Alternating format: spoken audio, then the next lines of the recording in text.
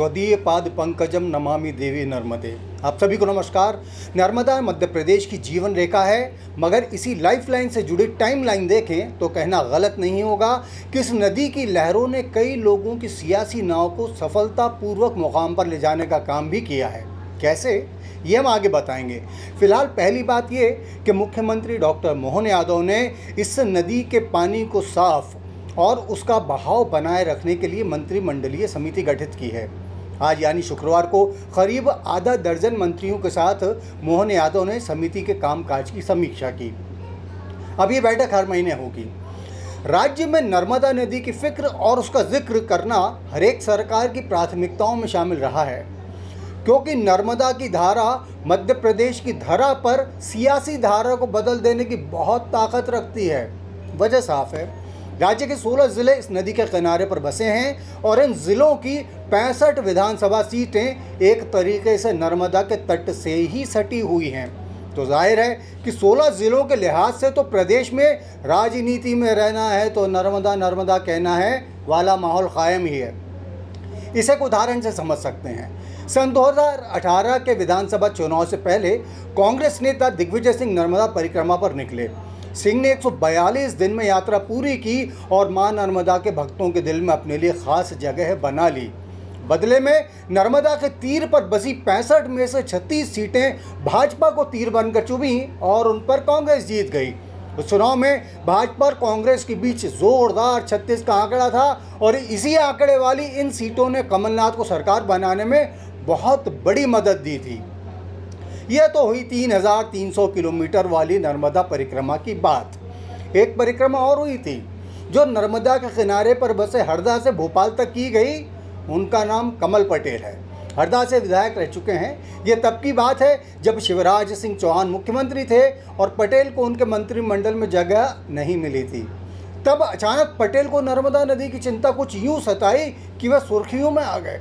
उन्होंने सन 2017 में national green tribunal यानी एनजीटी में याचिका लगाकर आरोप लगाया कि प्रदेश में नर्मदा में खनन माफिया को रोकने के लिए कुछ भी नहीं किया जा रहा।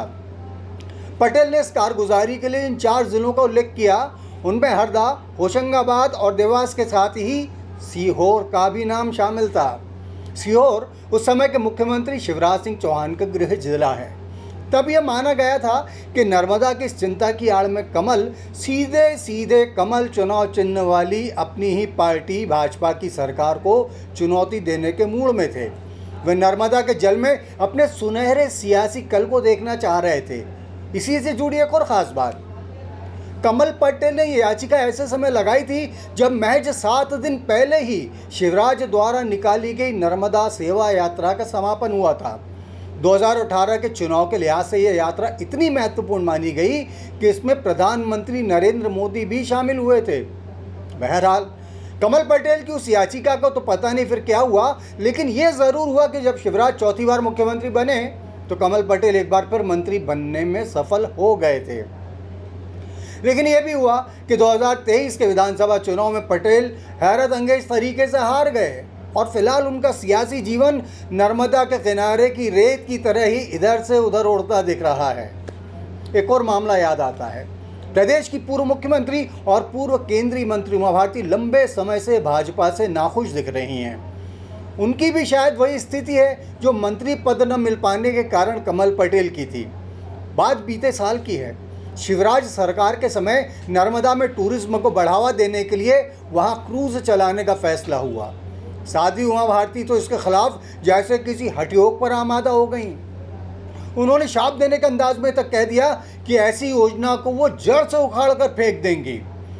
क्रूज तो नहीं चले, लेकिन उमा ने इसके जरिए दिखा दिया था कि वो अपने तेवर में अब भी अपनी ही पार्टी की सरकार को विवश करने का पूरा दम रखती हैं। अरे जनाब, मामला तो लगातार संजीदा होता चला जा रहा है। तो चलिए थोड़ा मूड बदलते हैं। अर्जुन सिंह, श्रीनिवास तिवारी और हजारीलाल रघुवंशी अब इस दुनिया में नहीं हैं। कांग्रेस के इन 3 दिग्गज नेताओं को नर्मदा के प्रसंग ने एक बार बड़े रोचक तरीके से खुद से जोड़ा था। बात सन 1998 की है। अर्जुन सिंह नर्मदा के तट पर बसे होशंगाबाद लोकसभा क्षेत्र से चुनाव में उतरे। हजारीलाल रघुवंशी इसी क्षेत्र की सिवनी मालवा सीट से विधायक थे। अर्जुन सिंह चुनाव हार गए। उनकी इस हार को कांग्रेस के ही कुछ ताकतवर नेताओं की ताकत से जोड़कर भी देखा गया। तब श्रीनिवास तिवारी राज्य विधानसभा अध्यक्ष थे।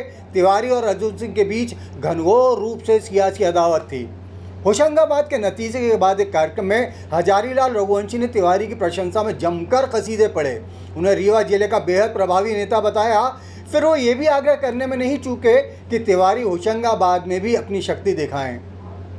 जवाब में तिवारी ने उसी मंच से हजारीलाल से पूछा था, आ तो जाऊंगा, लेकिन मुझे भी अपने नेताजी की तरह नर्मदा में धक्का तो नहीं दे दोगे।